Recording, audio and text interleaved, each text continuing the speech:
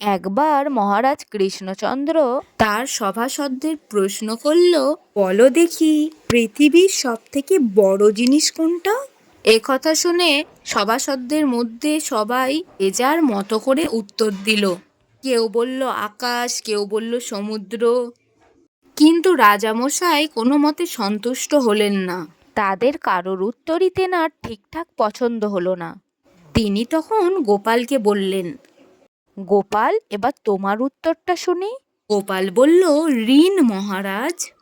পৃথিবীর সব থেকে বড় জিনিস হলো ঋণ। মহারাজ তখন বললেন, কেন কেন, ঋণ কেন?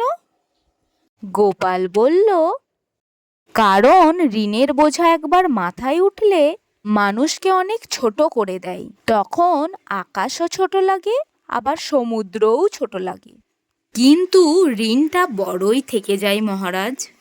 তাই পৃথিবীর সব থেকে বড় জিনিস হলো ঋণ।